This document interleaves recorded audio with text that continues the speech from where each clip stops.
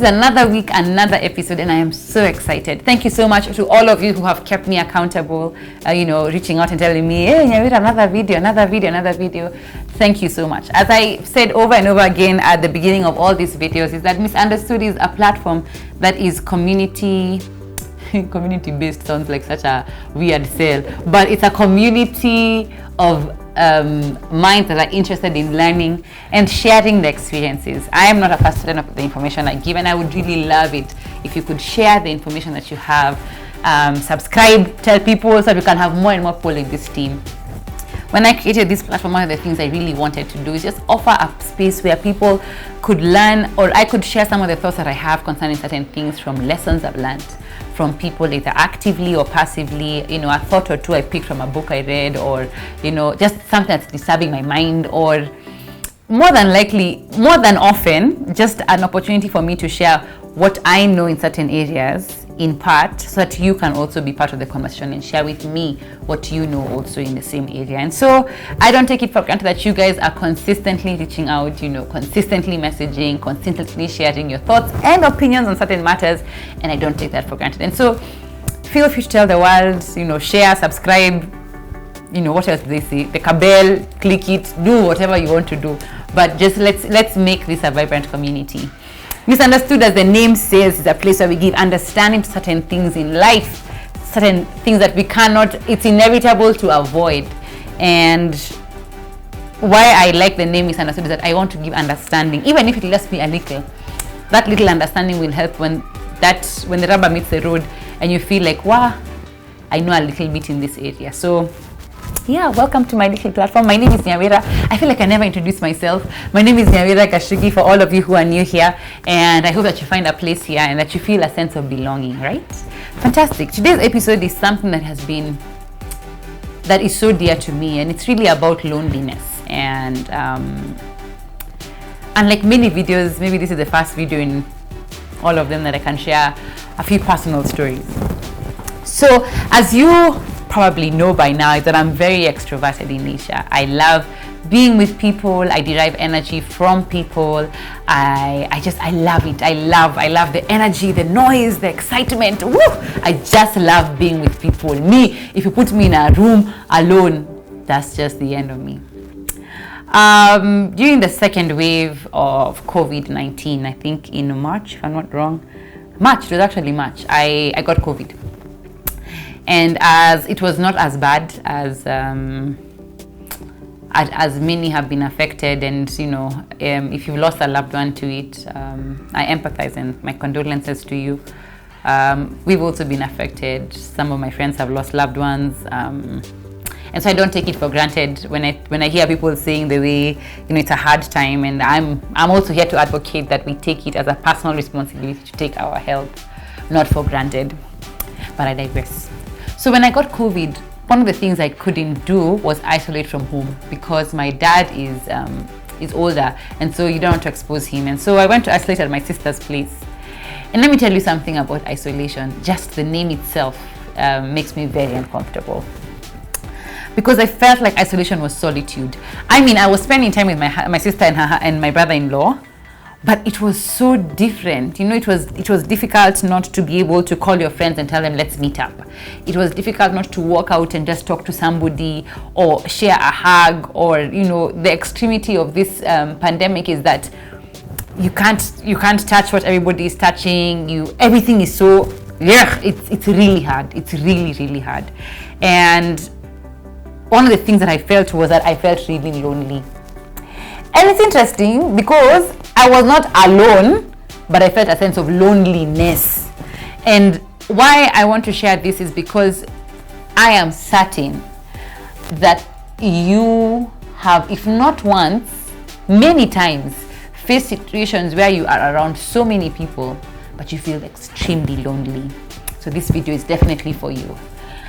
So in that time during isolation, I think I did maybe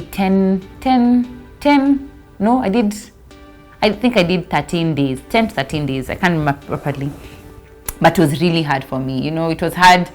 If you coughed a little, everybody was paranoid. If you couldn't be around people, man, it was really hard. And for me, I had learned the hard way that it was important for me to do this, but it was really hard for me. That was the first phase. The second phase was in that same period of time was when we were planning our wedding. And Aki, let me tell you, my goodness me. I mean, I have an amazing family. I have an amazing set of friends. I have a beautiful community of church, and you know, I have so many people around me. But many times I've realized that under pressure, my mind goes into itself, and so you become very lonely. In that period of loneliness, you feel a sense of depression, where you feel so downcast, you feel alone, you feel sad, you feel like, oh my goodness, my world is crumbling, I'm dying. But I want to I've come with this conversation not to dismiss or to make light of the matter, but just to encourage you on certain things that helped me in that season come out of that loneliness. One, talk about it. Acknowledge that you're feeling this way. And acknowledging that you're feeling lonely is not a sign of weakness. It's actually a sign of strength, because you are acknowledging something that is weighing you down. And many people will say, oh, when you acknowledge it, you're giving it power over you. You're not. When you acknowledge it, you're giving power to yourself to overcome it. And I've seen this with many people, so many people who can't acknowledge that they're lonely or depressed, because to them it's a sign of weakness. Speak up. Tell somebody what you're going through. If you want to cry, cry, and cry a lot. Because like now, me, one of the things I do when I'm extremely sad is that I cry in the shower, and that's a whole other video. But express yourself. If you want to break down.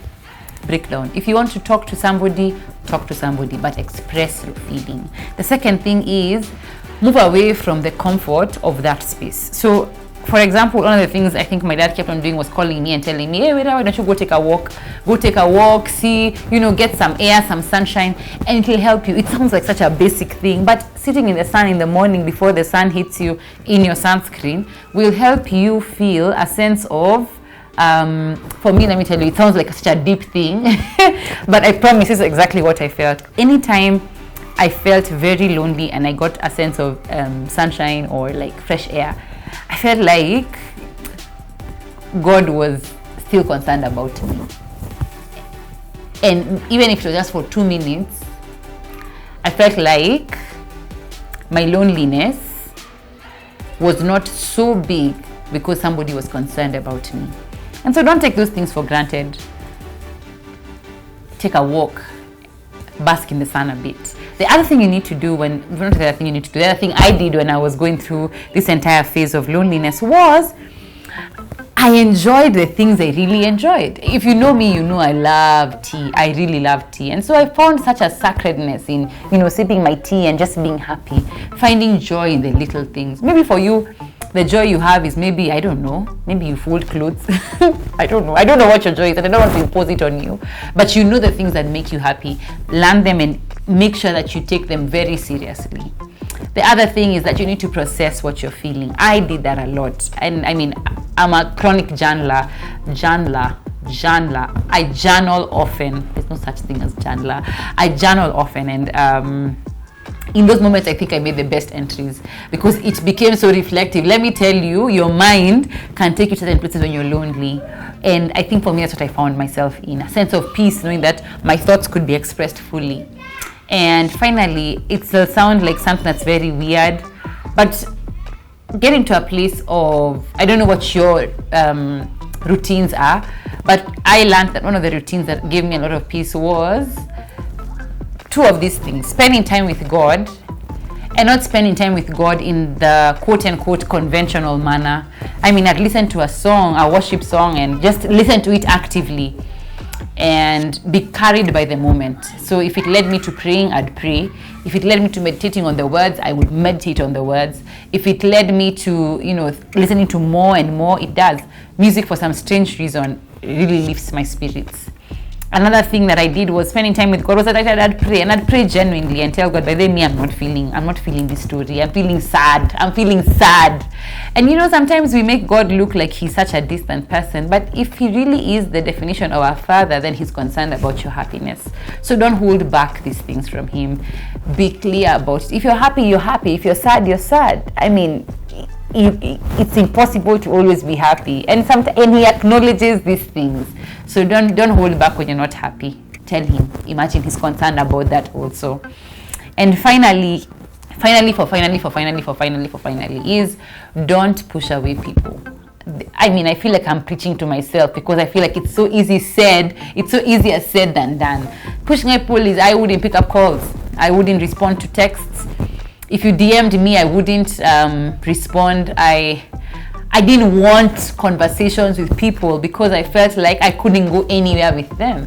And so more than likely, that's not a good thing to do, because you make people worry more. You push them into anxiety because they're wondering, are you okay? And sometimes guys just want to find out if you're fine, and that's okay. Be responsive, don't be dismissive. And when all is said and done, I feel like, just like the word feeling, they end. And if it's extreme, seek help. But if it's a sense of loneliness that comes over you once in a while, try and manage it by realizing the things that make you happy when that season has not come. So don't take those things for granted. When you realize you like certain things, don't take that for granted. The guys I know who, when they feel lonely or sad or downcast, the first thing they'll run to is a shop, and they'll buy a top, and they'll feel, woo, I'm so happy. There are people who, when they are sad, they'll go for a drive and they'll feel like, this is fantastic, I'm happy. There are guys who I know who, if they listen to a song, they feel like they're happy. That will minister to them and make them happy. There are guys I know who will do the funniest thing, like clean.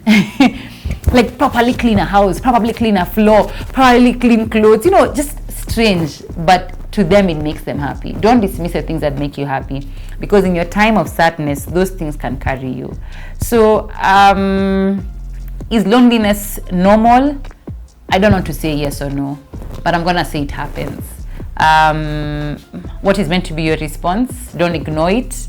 Don't feel less because it has happened, but above it, learn that to say it is not to give it power, but to acknowledge it is to give yourself power to overcome it. And you can do it, imagine. And I'd be very interested to find out from you guys how you deal with loneliness. So please DM me my Facebook, my Instagram, my Twitter, even here on the YouTube section, in the comment section on YouTube. Please let me know what your thoughts are about loneliness, and let's have a conversation about it. So until next time, cheer up, chin up. Life is not easy. It's not going to be easier because you know this information, but it's going to make you more aware of what to do next time. So till next time, I love you, and let's stay a bit happy. Yeah?